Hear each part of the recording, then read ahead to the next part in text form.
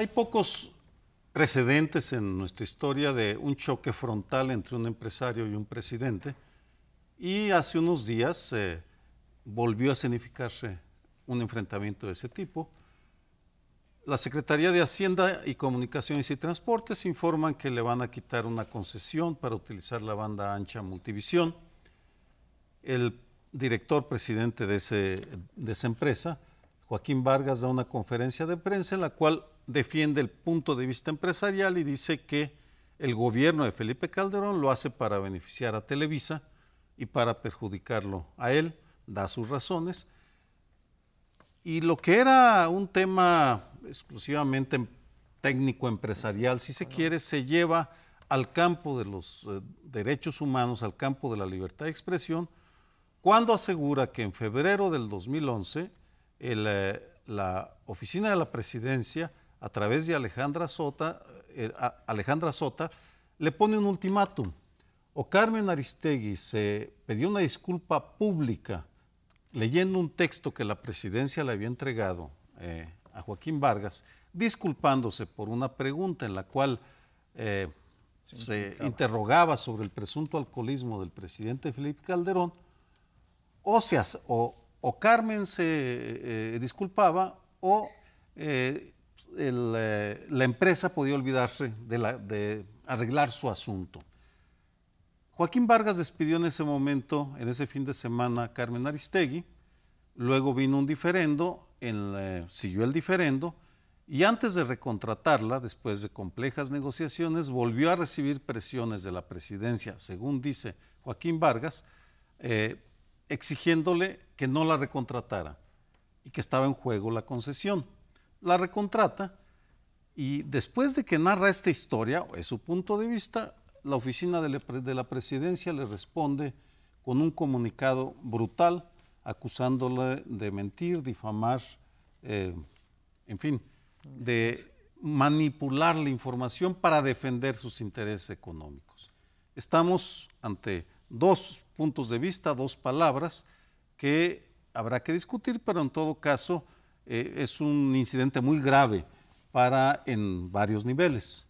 Creo que pasas por alto un elemento más en esta grave confrontación, como bien dices, entre un empresario y la presidencia, de la presidencia en concreto de la República, que es también el dicho de que se le pidió también para arreglar su asunto, como lo pusiste, para poder mantener las concesiones de la banda 2.5, el que dejara de oponerse a la fusión de Iusacell, a la fusión entre Televisa y Azteca de Iusacell.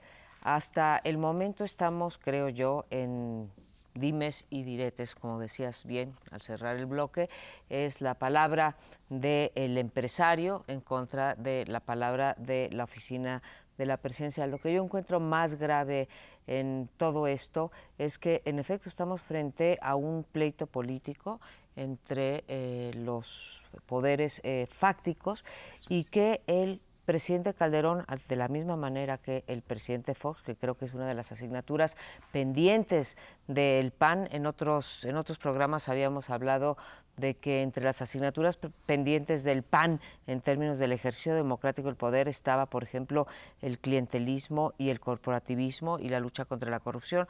Bueno, uno más que no mencionamos en ese momento fue la lucha por la democratización de los medios. Creo que en términos de telecomunicaciones, radio y ley de radio y televisión, no solamente no se ha avanzado, sino, y en ese sentido no solamente es una asignatura pendiente de los dos gobiernos panistas, sino que hemos sufrido grandes retrocesos. Estamos a pesar, ¿sí?, de haber avanzado en la democratización en general del país, ¿sí?, sobre todo la electoral, creo que en esto se ha dado un salto para atrás y hoy son más poderosos los dueños de los medios. ¿Por qué? Porque los presidentes del PAN no tuvieron el acierto de intentar moderar un poco el poder que significa el monopolio o el duopolio. Tres grandes empresarios, uno del lado de la telefonía y dos del lado de la televisión, y simplemente salieron de la transición democrática fortalecidos. Yo creo que es muy atinada la puntualización que hace María Amparo de que se trata de un pleito político no de poderes formales, porque entonces habría que interponer una controversia constitucional para ver quién tiene la competencia, sino entre dos poderes fácticos, que no deja de ser un pleito político, sobre todo si atendemos a la vieja teoría de la SAL, de los factores reales de poder, que tienen que estar incorporados en el orden jurídico. Lo que pasa es que estos factores reales de poder se están pasando por encima, están tratando de ponerse por arriba de la autoridad máxima, de la autoridad soberana del Estado. Y están debilitando al Estado. Pero ahora tenemos un evento más en el que se manifiesta muy claramente esta lucha de dos gigantes de las telecomunicaciones. Por un lado, Televisa, Televisión Azteca; por el otro lado, Carlos Slim, que asociado con los Vargas ha lanzado la cadena Dish, y tienen, MBS, donde Carmen Aristegui es la periodista estrella en este programa de radio de todas las mañanas, que fue establecido después de un conflicto de Carmen Aristegui con Televisa Radio, en el que consistió en simplemente, al terminar su contrato, en lugar de renovarse, lo dijeron, ya no se lo renovamos, estaba en Televisa Radio, en XCW, y salió y estuvo un tiempo largo fuera de la televisión. Después regresó con un contrato con MBS, y ahora está planteándose, pues, de alguna manera, su salida como un chantaje, como una condición para poder procesar este asunto de la banda ancha de 2.5, y estamos confrontando otra vez a estos dos grandes gigantes. Yo quisiera decir que además de esta confrontación, hubiera sido muy correcta la recuperación o el rescate, como lo han llamado, de la banda ancha, si tuviera como propósito muy claro el multiplicar las voces, el dar concesiones a mucha más gente, el impulsar la competencia de esa manera, el no estar sosteniendo al monopolio o al duopolio. Pero aparentemente es exactamente lo contrario. No se está por ahí. Pues con todo lo desagradable que es este enfrentamiento, yo creo que nos da elementos de reflexión muy útiles a todos. Por un lado, me parece una ensalada perfectamente indigesta el que políticas públicas se metan con intereses empresariales y a su vez se mezclen con líneas editoriales. Idealmente, la línea editorial de un noticiero debería ser autónoma de los intereses empresariales de los Vargas. La relación entre los Vargas y el gobierno debería estar fijada, creo yo, por una primera explicación. ¿Cuándo se originó? ¿En qué condiciones le entregaron esa banda? ¿Cuánto se prometió que se iba a pagar en términos de contraprestación? Porque ahí está el modelo central que decía María Amparo. ¿Cómo se relaciona el gobierno cuando da concesiones a los, en este caso, concesionarios de MBS? Se los regala porque son cercanos y se las quita cuando ya no son cercanos. En los dos casos me parece peligrosísimo. Y segundo, que se utilice la línea editorial. Carmen Aristegui es una gran periodista, pero no tiene por qué estar litigando los intereses empresariales de los Vargas, que son, si no recuerdo mal, anteriores a la contratación de Carmen, porque si tampoco recuerdo mal el episodio que decía Paoli, Joaquín Vargas dijo, yo tengo un conflicto con el Estado, y Carmen Aristegui tiene otro conflicto con el Estado, vamos a trabajar juntos. En este caso, por eso se le recontrataba, después de haber sido ella con Pedro Ferriz y Javier Solórzano en el pasado, también había laborado en MBS. Por tanto, me parece peligrosísima la ensalada, porque por un lado yo creo que hay que exigirle al gobierno que defina una política pública en esa materia y que por supuesto no regale la banda, independientemente de que la línea editorial sea servil al gobierno o crítica, y lo crítico se utiliza como un elemento de chantaje de si me lo quitas o no me das la banda al precio que yo digo, entonces yo digo que es una, digamos, estás coartando la libertad de expresión. Me parecería fundamental que distinguiéramos qué es panela, qué es queso de Burgos y qué es manchego. Es decir, qué es política pública, hasta dónde está el litigio periodístico y hasta dónde estamos hablando de mucho dinero, porque efectivamente, y con esto termino, si se discutió, y creo que fue muy útil, el valor de la licitación esta de Yusacel Televisa, en el que se decía que el Estado estaba dando muy barato algo, Ahora hay que preguntarnos si realmente lo que pretendían los Vargas era obtener a un precio menor, con una línea editorial crítica, lo que valía mucho más. Sí, hay otra dimensión que tiene que ver con el periodismo independiente, que es utilizado como florero en esta historia, que es manejado para dirimir intereses que no son los estrictamente editoriales o de ejercicio de la libertad de expresión. En este conflicto, Javier Lozano, que era secretario de Estado en ese momento, hizo unas declaraciones muy reveladoras si las tomamos como verídicas. Dice, los Vargas contrataron a Carmen y a su equipo para usarlos como equilibrio frente a Televisa y como moneda de cambio. Ignoro si sea cierto o no sea cierto, pero en todo caso, eso confirmaría la peligrosa situación en la que estamos, porque en el viejo régimen uno ya sabía que era el presidente y el secretario de Gobernación los que fijaban los límites y que uno no podía criticarse, decían entre broma y serio, cuando uno empezaba a escribir. Tú no critiques si quieres durar al presidente, a las Fuerzas Armadas y a la Virgen de Guadalupe. Con eso está salvado. Reglas. Esas son las reglas. Ahora estamos sometidos a las presiones y los rejuegos de funcionarios, en este caso Los Pinos, pero pueden ser otros, empresarios y crimen organizado, sin conocer los límites, que eso es lo peor, porque ahora tampoco no conocemos hasta dónde se puede llegar porque están los intereses de unos o de otros.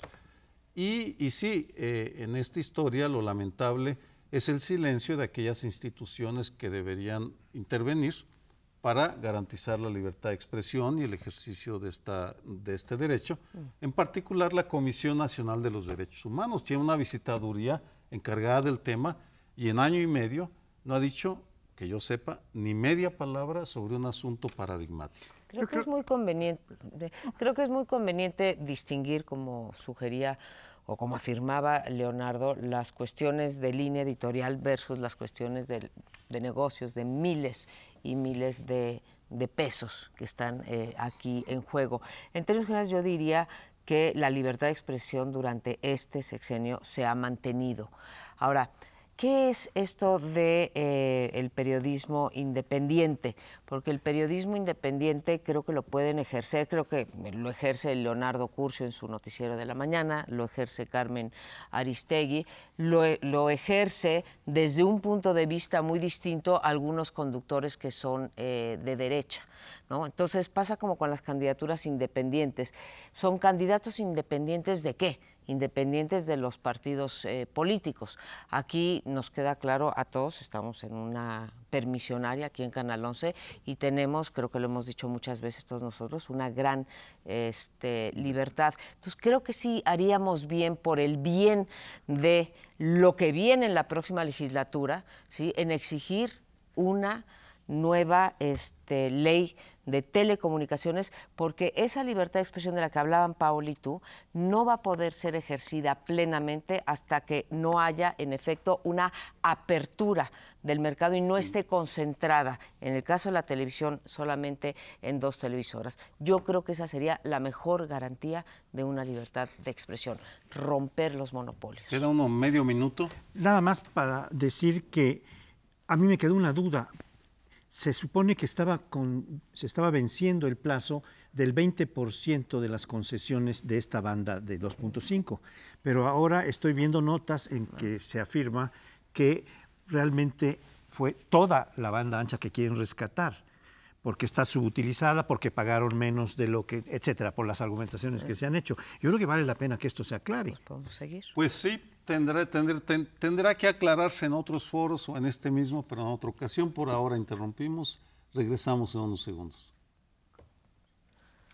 El fin de semana pasado, jueves, viernes de la semana pasada, hubo una reunión muy amplia de distintos personajes, representantes de la izquierda, en Acapulco. Estaban los de las tres formaciones partidarias, el PRD, PT y Movimiento Ciudadano, y estaba muy claramente pues una agenda que iba a discutir un tema que se ha vuelto central. ¿Van a aceptar el dictamen o la sentencia del Tribunal Electoral sobre la elección presidencial o no? Y hay algunos elementos que se pueden interpretar en el sentido de que sí la aceptarán, pero poniendo primero los puntos sobre las íes de que el tribunal haya investigado suficientemente todo lo que podría conducir no a la invalidez, no a la nulidad, sino a la invalidez, que es de la que habla la Constitución. La declaración de validez de la elección presidencial, según la Constitución, está prevista en varios artículos de esta gran disposición y pueden declararla válida o no declararla válida. Para no declararla válida tienen que atender a una serie de pruebas, de circunstancias, de indicios que muestren claramente que no hubo unas elecciones correctas. Esto es lo que está diciendo el PRD fundamentalmente, que hay que atender eso debidamente y que si eso se atiende, después de eso aceptarán el dictamen del Tribunal Electoral. Marcelo Ebrard dijo en Acapulco, no hay duda que la vamos a acatar como la hemos acatado siempre, dijo. El tema es que agote este principio de exhaustividad, ya no me acuerdo cuántos juicios son, pero creo que es de esperarse que el tribunal, por lo menos confío, estoy ingenuo el día de hoy, que nos dé un dictamen perfectamente razonado de cada uno de los argumentos que puso sobre la mesa, en este caso el movimiento progresista impugnando la elección. Creo que hay muchísimos elementos que por razones funcionales el IFE no ha procesado y que sí vale la pena que el tribunal retome y nos dé un, digamos, dictamen muy bien razonado. Por eso no creo que tenga mucha prisa de entregarlo antes de finales de este mes. Creo que van a agotar el plazo. Pero eso en cuanto al tribunal. Para la izquierda el dilema es o celebro o digo que la elección fue un desastre, porque por un lado decían, oiga, tuvimos 16 millones de votos, la bancada, sumando las 3 fracciones, más importante que hayamos tenido en la historia, y gobiernos locales. Por un lado la sonrisa y por el otro, bueno, pero la presidencial no nos fue bien. A pesar de que los votos son más o menos los mismos, están impugnando, están pidiendo que se invalide la presidencial, lo cual genera bastante ruido. El dilema que tiene la izquierda, que se vio claramente en Acapulco, es o vamos juntos, es decir, los 100 diputados del PRD más los del PT y Movimiento Ciudadano, de tal manera que el PAN no se convierta en la segunda fuerza política, o hacemos lo mismo que hicimos en el 2006, una fracción, digamos, opta por seguir la dirección del PRD y la cuestión institucional, y la otra es de lealtad obradorista, con lo cual se neutralizaban y donde había un gigante hubo, digamos, un gigante partido por la mitad, con lo cual tienen un dilema muy serio. Han dicho que lo que quieren es trabajar juntos para que ese poder que les dio el soberano sirva efectivamente para cambiar las leyes y hacer la función opositora que tienen ahora legítimamente como segunda fuerza política del país, insisto, aglutinados. Un par de precisiones que me parecen importantes. Cuando se habla sobre la exhaustividad en los dictámenes, tanto del IFE como del TRIFE, creo que ya podemos dar por sentado que difícilmente van a hacer una investigación exhaustiva. El Instituto Federal Electoral aprobó una decisión que exoneraba a Enrique Peña Nieto, pero la manera como lo hizo provocó una votación bien curiosa. 8 votos a favor de la decisión y 1 en contra. El consejero Alfredo Figueroa lo que dice es que el IFE no agotó todas las capacidades que tenía para investigar. Y creo que el Tribunal Electoral tampoco va a agotar todas las posibilidades. Me atrevo a apostar que no lo va a hacer. Y en ese sentido, quisiera hacer una distinción. Se habla de la izquierda y de Andrés Manuel López Obrador solamente cuando el escepticismo es bastante más generalizado. Voy a dar 2 cifras de 2 encuestas, una de julio del 2006 y otra de julio del 2012. Los porcentajes, ambas son de Reforma, los porcentajes de quienes dudan de la limpieza de la elección son en esencia los mismos, 40-42, y un 52-53% piensan que sí fue limpia. Así es. El país está dividido. En la sociedad, yo estoy entre los que no creo en la limpieza de esta elección, por la evidencia. Y tampoco, y desearía en el alma, con toda mi alma, que fuera el IFE, el TRIFE y la FEPADE nos dijeran qué pasó. Pero me temo que me voy a quedar con las ganas de saber y voy a seguir manteniendo la duda de qué tan limpia fue esta elección. Pues nada más 20 segundos decir, yo también creo que esta elección no fue del todo limpia, pero de ahí a decir que fue fraudulenta y que se impuso un candidato, yo creo que sí son dos discursos diferentes. Nada más quería decir eso. Yo creo con ustedes dos que fue una elección en donde se cometieron muchísimos delitos y faltas electorales. Creo, a diferencia de algunos que lo mismo lo cometieron con diferente grado, y los grados importan, lo mismo lo cometieron el PRD, el PAN y el PRI. Estoy convencida, no tengo las pruebas, pero a la vista de lo que vi en términos de las campañas, me parece que de ninguna manera 300 millones de pesos, que es el tope de campaña presidencial, ¿sí? Ajusta o le alcanzó ni a Peña Nieto ni a Andrés Manuel López Obrador. Si me preguntaras, yo te diría, pues yo creo que Enrique Peña Nieto se los debe de haber agotado en los primeros 15 días, ese tope de campañas, y Andrés Manuel López Obrador se los debe de haber agotado en el primer mes, ¿sí? Como Andrés Manuel no puede probar sus dichos en el tribunal, yo tampoco puedo probar estos de rebase, topes de campaña, y podría agregar otros delitos electorales, por ejemplo, el uso indiscriminado que se hizo de los recursos públicos. Otra vez, el PRI tenía a 20 gobernadores y el PRD tenía a 4, entonces pues sí hay serias diferencias, pero en ese sentido también concuerdo contigo que fue una elección sucia. Me refiero a la otra parte de la declaración de Acapulco que creo que es importante para el país, y es la determinación no solamente de que se junten los tres partidos, y en ese sentido serán una fuerza que incluso supere al PAN, sino la pregunta es, ok, se van a juntar, ya dijeron que no van a ser una fuerza como lo fueron a inicios del 2006, obstruccionista de tomar la tribuna, sino que van a tratar de impulsar sus agendas. Tú decías si venías ingenuo, yo quiero venir también ingenuo y quiero creer, porque sé que, por ejemplo, el PRD sí trae, para relacionarlo con el bloque anterior, sí trae una reforma importante, que es la de telecomunicaciones, y no la hemos visto en los otros dos partidos. Así que espero que legisle y legisle bien. Bien, creo que habría que precisar algunas cosas. En algún momento me pareció oír, Leonardo, que decías que tenían más o menos los mismos votos. No, los de López Obrador son de alrededor de 16 millones y los de Peña Nieto son de 19.2 millones. Entre la presidencia y los diputados legislativo y y diputados. Ah, perdón, sí. Es que yo bueno, simplemente para decir que sí hay una diferencia muy grande, a partir de la cual yo quiero reflexionar de la siguiente manera. Va a haber algunas cancelaciones o nulidades de elecciones, como ya empezamos a ver, que han llegado a la nulificación de X número de elecciones que le quitan algunos votos a Peña Nieto, creo que 350,000 o algo así, con estas casillas que se abrieron. Pero la diferencia de 3.2 millones de votos es así imposible de remontar por cualquier juicio de invalidez o de nulidad que se quiera pensar.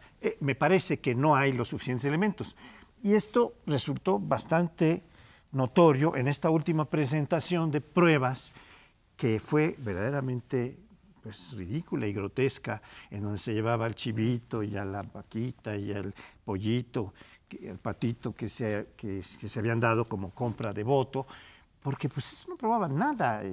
Y esta debilidad yo creo que le hace daño a la izquierda, la cual va a tener que estar pues poniendo el acento en la institucionalidad con lo que tenga a la mano, pero estas presentaciones de pruebas yo creo que le hace daño a López Obrador, y creo que hay un gran contraste entre la impugnación que presentó Duarte en el año 2006, que fue potente, además políticamente muy creíble, a esta que ha quedado muy diluida. No me explico cómo, teniendo exmagistrados, exconsejeros del IFE, exministros de la Suprema Corte, en fin, toda esa playa de personajes presentan una impugnación que está en internet y que es débil e incoherente en muchos sentidos. Yo creo que daña a López Obrador. Para la izquierda el tema es, una vez pasado el asunto del tribunal, el día 6, o cuando finalmente dictaminen, es qué hago con todo ese poder que tengo en las cámaras y en la estructura territorial. Porque una cosa me pareció que palpitaba en el corazón de Acapulco, y es el poder institucional que te da efectivamente el voto popular, o lo usas o el desgaste es enorme. Y como decía Andreotti, el poder desgasta, pero no ejercer el poder te desgasta mucho más. Y la izquierda tiene ese dilema, entrar efectivamente a usar esos 120 y tantos diputados que tiene para marcar la diferencia, o jugar al tema, decir, yo no me meto en los asuntos delicados, yo no me meto en lo fiscal, yo me margino de las grandes discusiones y me voy a la protesta. Yo espero de verdad que fiscalice, porque este país se lo merece, al gobierno de Peña Nieto. No estoy de acuerdo contigo, Francisco José, sobre los chivos y los chanchos, la categorización que haces. Creo, en efecto, que tocas un punto de refilón bien importante, legalidad y legitimidad. Tú estás juzgando los chanchos y los chivos y los patos legales, claro, desde la óptica de la legalidad, lo cual es correcto. Como pruebas es imposible de verificar porque no les podemos sacar si manos priistas, el ADN de manos priistas con fondos públicos fueron entregados a campesinos pobres. Pero el problema que hay y que sigue ahí latente es que eso no resuelve el problema de la legitimidad. El 40% de la población piensa que fueron elecciones sucias, compradas, que se usó dinero a raudales de todos los partidos, sobre todo el PRI. Y en lugar de que el árbitro electoral utilizara esta oportunidad, ya no para corregir la impugnación que presenta el movimiento de izquierda ante el tribunal, pero sí para dar certidumbre democrática con un estudio exhaustivo, se está desaprovechando porque van a dejar en una nebulosa, en la nebulosa de las dudas, ese tema de qué tan legítima fue la elección. Por supuesto que va a ser legal, igual que la de Porfirio Díaz y Madero en 1910 fue legal, ganó legalmente, por supuesto. Bueno. Vamos, y la del 2006 y la actual. Eso no es la discusión. Bueno, yo acepto, estamos a punto, tenemos que irnos, nada más que es cierto que hay una disyuntiva de legalidad y legitimidad. Y desde luego que López Obrador ha hecho todo lo posible por impulsar la ilegitimidad. Pero pues estamos hablando... Es López Obrador, es que ese reduccionismo en una persona, las dudas son más allá de López Obrador. Bueno, el movimiento que López allá de las Obrador elecciones, encabeza. Más allá de las pero elecciones. del poder también Tenemos que irnos, es vamos a fuerte. volver sobre el Eso tema tienes razón, claro. otras veces. Políticos, No nos deje, nos congresistas, vamos a un siguiente congresistas. bloque. Está ya muy cerca el 1 de septiembre y pues vamos a inaugurar una legislatura más que tiene una agenda pues muy parecida a la anterior, a la penúltima, a la antepenúltima, y así me puedo ir para atrás, tanto en temas sociales como en temas de seguridad o en temas económicos o en temas políticos. La baraja legislativa ya está repartida, la repartieron los votos de los electores y hoy están ahí las fuerzas políticas que se tendrán que poner a trabajar. En este reparto, la posición privilegiada a quien mayores comodines le tocaron fueron a los priistas. Tienen el comodín de poder vetar cualquier reforma constitucional, tienen algo muy cercano a la mayoría aritmética en el Congreso y tienen además pues la suerte en términos de si quieren impulsar ellos su propia agenda política, que las otras dos partidos juntos no alcanzan ni siquiera para hacer la mayoría que se requiere, el 251 votos en la Cámara de Diputados, por ejemplo, para pasar las reformas ordinarias.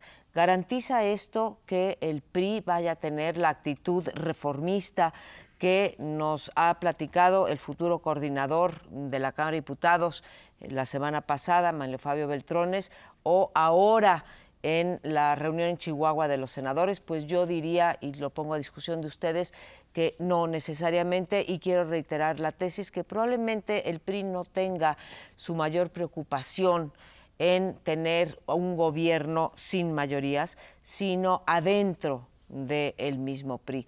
¿Podrá un reformista como Manlio Fabio Beltrones, que enfrentó a su propio partido en la legislatura pasada siendo senador, impulsar lo que nos platicó en los artículos de Reforma y el Universal la semana pasada, que son la reforma laboral, la reforma hacendaria, la reforma educativa? del lado económico y del lado del ejercicio democrático del poder, como ellos llaman, la transparencia, la anticorrupción y el cuidado de la supervisión sobre la publicidad en los medios. Ya tuvimos una probadita ayer en Chihuahua, en donde parte de los senadores dicen, no señores, nosotros no vamos con una reforma fiscal o una reforma hacendaria como la que está planteando o como la que planteó en su momento hace 2 años el hoy todavía senador Manlio Fabio Beltrones. Creo que ahí va a estar las dificultades para para tener una agenda reformista. Bueno, otra gran pregunta es si Enrique Peña Nieto va a querer y va a poder impulsar esas reformas. Anda hablando de una consolidación de la transparencia, por ejemplo, pero el problema con Peña Nieto es que yo no he encontrado a nadie que me pueda aclarar el enigma de exactamente quién es y qué quiere. Vamos, porque no ha escrito casi nada. Su tesis, por ejemplo, pero que gobernó dedicó, 6 años. Bueno, a eso voy. Vele. De lo que ha declarado y dicho, pues se lo debo tomar con cierta distancia porque no nos dice gran cosa. Es un personaje del cual se sabe poco, curiosamente lo he estado investigando. Como gobernante fue más bien retrógrada, autoritario y opaco. A el Instituto de Transparencia del Estado de México es como un edificio vacío, grandote, pero sin dientes, sin contenido. Y era tanta la cercanía de ese Instituto de Transparencia que podrá parecer una anécdota, pero es reveladora. En junio del 2011, cuando deja la presidencia, no recuerdo el nombre, el titular, lo nombra notario. Lo hace notario, un poco que es la forma como los gobernadores agradecen a sus subordinados o a sus gentes los favores recibidos. Entonces, el titular de un organismo que debía vigilar al Ejecutivo recibe de premio una notaría. Pues ya me veo ofreciéndoles notarías o prebendas de algún tipo, embajadas a Jacqueline Pechart y a otros, a los titulares del Instituto Federal de Acceso a la Información. No me inspira confianza ni el PRI ni Enrique Peña Nieto. Yo tengo la impresión de que de estas reformas que han mencionado, hay 3 con las que se ha comprometido más claramente Peña Nieto y también Manlio Fabio en estos artículos que menciona, y desde hace más tiempo, Manlio Fabio Beltrones, que son la reforma hacendaria, como la más importante, pero vinculada a otras 2 reformas que están muy cerca de lo económico, la laboral y la energética. En cuanto a la reforma hacendaria, esto ya empezó a provocar algunas divisiones. El senador electo Patricio Martínez, es gobernador de Chihuahua, ya dijo, nosotros no vamos con esto. Recordemos que el planteamiento que hizo Manlio Fabio en la iniciativa que salió del Senado era un 16% generalizado al IVA, lo cual incluía alimentos y medicinas. A esto ya hay oposición. Bueno, el PRD totalmente opuesto y los senadores, algunos senadores del PRI parecen totalmente opuestos. Yo creo que estas 3 reformas solo pueden salir, y pueden salir bien, si hacen un pacto PRI y PAN, como los que hemos venido viendo desde los años 91, 92. No, después, porque las grandes reformas durante el periodo de Salinas se hicieron en la 55 legislatura, que pues promovió el cambio del 130, del tercero, del 27 constitucional, etcétera. Este tipo de alianza PAN-PRI es el que se advierte para estas 3 reformas más claramente, con el rechazo muy claro, tal vez de algunos priistas y de algunos y de todos los perredistas. Entonces, puede ser que con los votos que tienen alcancen y que con algunos que coopten, para no usar otro término, ¿verdad? ¿Cuál? El de compra. Cooptar o comprar. Cooptación. Pero el gran tema es, de todas maneras, pueden sumar efectivamente todos los votos que quieran. Tendrán oposición en la calle si la reforma no es bien explicada y habrá que ver si la izquierda toma una actitud más constructiva precisamente en este asunto. Para mí el PRI, el gran dilema que tiene es que se ha tomado 12 años de vacaciones como partido gobernante y se dio el lujo de proponer reformas en el Senado y bloquearlas en la Cámara de Diputados. Termina esta legislatura en la San Lázaro, en donde la mayoría absoluta del PRI y del Verde no sirvió para absolutamente nada, no aprobaron nada y ahora tienen el problema de que están procesando las reformas que ellos mismos se negaron. Hoy el sector privado le pide, por ejemplo, al PRI que procese todas las que ha parado en el Senado en materia de seguridad, además de la laboral, toda la agenda del sector privado.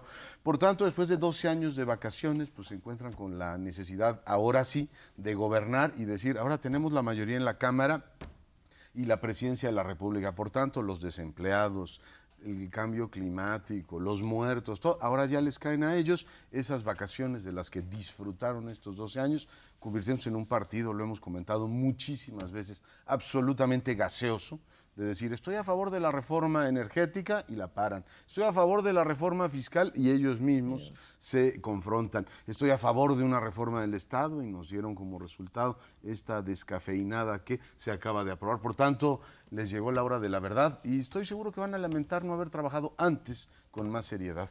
Desde luego que lo van a lamentar, como lo lamentaron también los panistas en su momento, por ejemplo, cuando no le aprobaron, acuérdense ustedes, a Zedillo en su segundo periodo la famosa reforma energética, una reforma energética que después, cuando ellos llegaron al poder, quisieron impulsar y entonces fueron los del PRI los que se la frenaron, ¿no?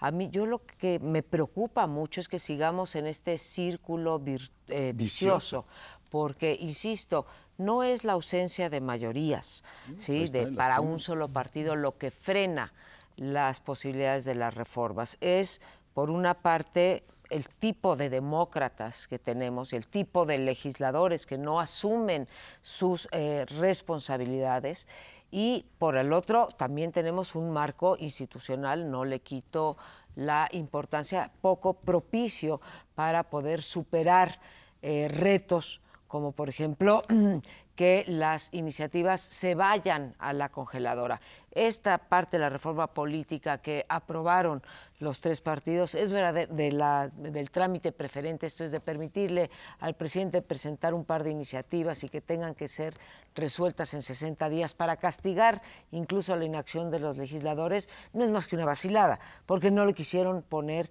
los dientes, ¿sí? En donde la sanción. Entonces todo eso no nos va a ayudar, todo ese marco va a quedar igual. Tenemos y estamos en manos de eso que Manlio Fabio ha llamado la vocación pactista del PRI, en donde tenemos que hacer de verdad un acto de fe. ¿Por qué? Porque su propio partido no respaldó esa vocación pactista, más allá de que la haya respaldado, y segundo, porque el resto de las fuerzas tampoco tienen mucho que mostrar en términos de saber negociar al interior de la política parlamentaria. Tengo una pregunta que me parece una novedad en la agenda de los partidos. Ya hablamos de lo que traen el PRI y el PAN, pero yo no recuerdo que hubiera aparecido con tanta claridad en la agenda de una de las grandes formaciones el tema de la democratización de los medios como actualmente. En el PRD. En el PRD. Ah, sí. En la actualidad del PRD. Y el 132, que es su principal Pero bandera. no es fuerza parlamentaria. No, pero a lo que voy es que pareciera haber habido un quiebre en la conformación de la agenda nacional en la cual, y no sé en qué momento, los medios la democratización de los medios se convirtió en una gran preocupación que ahora se refleja y que tienes de contrapartida la telebancada, que no sabemos cómo vaya a 23 en la telebancada. No sabemos cómo vaya a operar, ni cómo se convierte el Congreso entero en telebancada. No, ese es un problema, que la telebancada pueden estar identificados muy inicialmente por su origen, primero 19, luego llegamos a 23, pero el problema es que se convierte todo el Congreso, toda una Cámara en la telebancada, como ocurrió con la ley Televisa. Claro.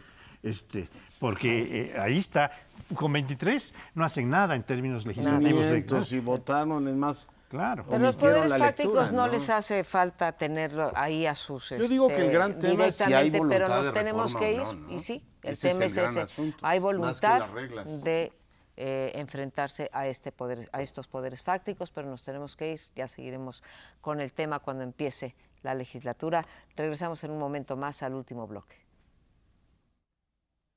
Hay elementos absolutamente ominosos en materia de seguridad y homicidios. El INEGI acaba de liberar el día de hoy la cifra más reciente de los homicidios en el país y crecemos. Es decir, el patrón de crecimiento no se detiene en este año y, por si fuera poco, se diversifica regionalmente. Baja un poquito Chihuahua, Baja California también, pero Nuevo León, Veracruz y Guerrero aportan un contingente cada vez mayor de homicidios y tenemos el fenómeno criminal que va creciendo también en todo el país de una manera preocupante. Antes se hablaba de ciertos enclaves donde el crimen organizado ejercía efectivamente su ley, pero ahora nos enteramos, hoy es la noticia de 8 columnas del Universal, que la familia ya controla esta que dicen que habían exterminado en Michoacán y que se reconvirtió a caballeros templarios.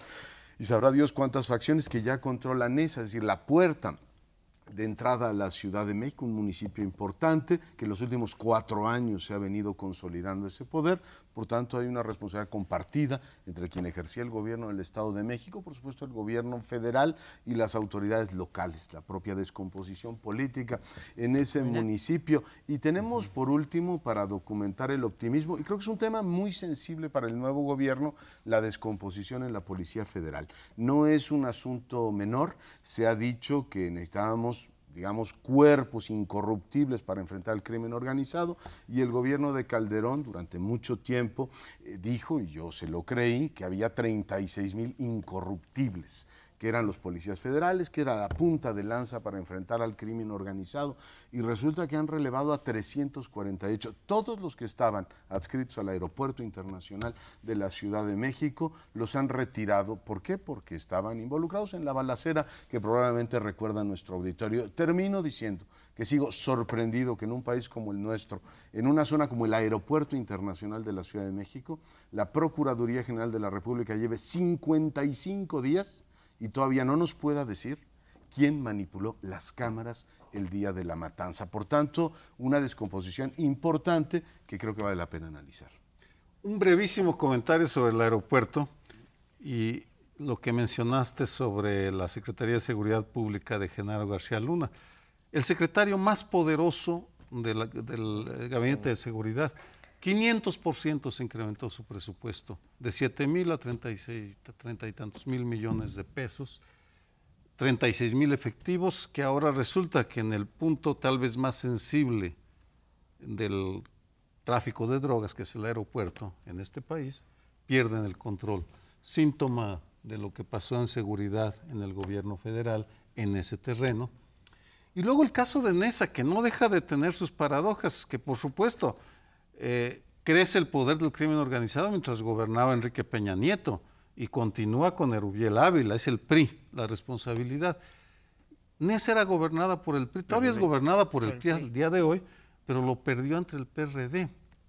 De hecho, uno de los aspectos más curiosos de esta historia el PRD gana el PRI, ahora volvió a ganar el PRD. Es que el PRD amplía en 1,200,000 habitantes a quienes gobiernan el Estado de México. Peña Nieto pierde en su territorio frente al PRD.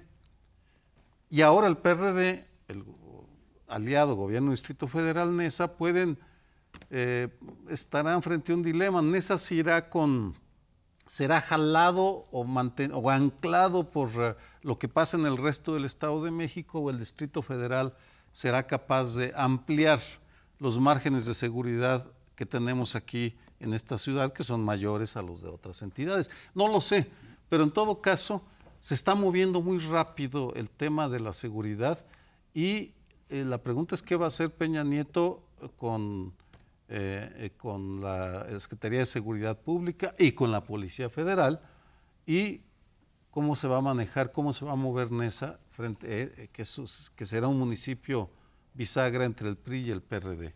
Aquí hablas de PRI y PRD, pero Peña ya enfrentó en su momento y ahora enfrentará Erubiel la posibilidad, ¿sí?, o la incapacidad para coordinar a las policías municipales con las estatales. Eso lo va a sufrir Peña Nieto a nivel federal. En este caso sí va a poder coordinar, como él lo ha dicho en la reciente reunión que tuvo con los gobernadores la semana pasada, en donde dice pues que va a anunciar una nueva estrategia contra el crimen organizado, que estará basada en la cooperación entre los gobernadores y el presidente. Yo creo que es una estrategia que ya intentó el presidente Calderón y quiero pensar que a diferencia de lo que le pasó en el Congreso, que los gobernadores no le escatimaron al presidente Calderón la cooperación en la lucha contra el crimen organizado. No nos han dado información, yo supongo que no, porque los propios gobernadores priistas, pidieron ayuda a la Federación, y lo que yo veo, por lo que nos platica en este momento Leonardo Curcio, con las cifras del INEGI, es que a pesar de esa coordinación o esa cooperación que hubo, o incluso esa petición por parte de los gobernadores a la Federación de que entraran las fuerzas federales, pues sigue subiendo la tasa de crimen organizado. Entonces, la interrogante sí es: ¿cuál es ese nuevo planteamiento que no ha hecho y que tampoco hizo en campaña Enrique Peña Nieto para confrontar al crimen organizado? Nos ha dicho, y creo que en eso había consenso en los tres principales candidatos, nos dijeron los tres que dejarían al ejército mientras las policías estaban listas para enfrentar el crimen organizado, y nos dijeron los tres que seguirían en la lucha contra el crimen organizado. Ninguno nos dijo cómo para parar esta escalada del crimen. Yo tengo una gran interrogante en relación con algo que se ha planteado en la mesa, muy claramente lo decía Leonardo Curcio, en el sentido de que la familia, este cártel que estaba ubicado centralmente en Michoacán, se ha declinado, se ha reestructurado y reorganizado para dejar a los templarios como el principal agente o cártel que se desenvuelve en esa entidad, y ha decidido concentrar su actividad en una zona que tiene mucho más recursos y donde hay un mercado mucho mayor para la venta de estupefacientes, que es la zona metropolitana de la Ciudad de México, que toma una buena parte del Estado de México. No solo porque el aeropuerto es parte de la Ciudad de México, está enclavado dentro del gobierno de la Ciudad de México, dentro de la entidad federativa del Distrito Federal. Y Ciudad Nezahualcóyotl está ubicada en un estado que es el Estado de México. Y es esta zona en donde la familia ha decidido tener su acción más intensa. Su estrategia pudo haber consistido en desaparecer un poco o bajar el nivel de acción en Michoacán, que además no le produce tanto como le puede producir esta zona conurbada de la Ciudad de México, como se conoce a esta enorme zona del Distrito Federal con 30 y tantos municipios del Estado de México. Es ahí donde se está contemplando. Y los templarios van a seguir apareciendo, sobre todo en Michoacán. No digo que únicamente, pero sobre todo en Michoacán. Parece que esta es una de las cosas que pueden quedar ahí para investigar, porque sí es muy notorio cómo la familia ha ido haciendo cada vez más acciones en el Estado de México, en la Ciudad de México, en esta zona que tiene muchos más recursos, que tiene un mercado mucho más amplio para comprar estupefacientes. Tres cosas. Uno, el tema del aeropuerto es delicadísimo porque es el Sancta Sanctorum de los órganos de seguridad. Si pierdes el control del aeropuerto, quiere decir que no tienes control en absolutamente ningún otro lugar. Dos, el tema de la familia me preocupa mucho, Paoli, por la simple y sencilla razón que se supone que la habían descabezado, y lo que la tienes como una especie de mancha de tinta, te aparece en Aguascalientes y te aparece ahora ni más ni menos que en Nesa. Y tercer elemento que me preocupa muchísimo es que la receta es la misma. O sea, lo que están diciendo es, despleguemos nuevamente fuerzas federales, que es lo mismo que dicen en Guerrero, alcaldes y gobernador perredista, es lo mismo que dicen en Veracruz, gobernador priista, en Tamaulipas, en San Luis Potosí, en Michoacán, desde que Lázaro Cárdenas era gobernador, en Nuevo León, y ahora dicen, bueno, pues entonces que entre el ejército a Nezahualcóyotl, ¿y qué va a pasar? Lo vamos a tener ya patrullando el periférico y nos van a volver a dar la misma receta. Aquí hay un problema de funcionamiento del Estado que va mucho más allá de las siglas políticas y que es, no quisiera decirlo así, pero no tengo más remedio que reconocerlo, dramático. Pero nos van a recetar lo mismo, y yo sí les pregunto a ustedes, perdón que reitere, ¿vieron algún candidato dando una alternativa? Porque, en efecto, no está dando resultado, ¿sí? Y podemos criticar al presidente Calderón, lo hemos hecho y debemos de seguir haciéndolo, ¿sí? No ha funcionado la estrategia contra el crimen organizado. Ahora, los tres candidatos y el presunto ¿sí? Ganador de las elecciones, estamos esperando el dictamen, ¿sí? Nos recetó en los 2 debates y en los documentos, ¿sí? A los que hemos podido tener acceso, la mismita receta. ¿Dónde está? Pues mira, te podría decir que hay soluciones, están experimentando con soluciones. La semi-legalización de la marihuana en Estados Unidos, por ejemplo. Sergio, lo de Uruguay creo que le debería echar un Lo vistazo. de Uruguay, sí, pero... Vamos, pero son tan timoratos y les falta tanta audacia intelectual para imaginarse y proponer, al menos proponer, decir, vamos a experimentar con el tema de la marihuana medicinal. ¿No quieres ser diputado tú? No. Todos estos Pero 125 que no saben qué hacer. Bueno, ya quise, Leonardo, ya tampoco que- hemos ya visto nos entre los tenemos. expertos tampoco... Sí ha habido Claro más que sí ha grandes, habido. Muchas, María Amparo. Claro que sí Pero ha habido. ya las tendremos que- discutiremos, Perdón, nos porque tenemos que ir. yo estoy de acuerdo con la Gracias por legalización. sintonizarnos una semana más. Es usted el invitado principal aquí en Primer Plano. Nos vemos la semana próxima.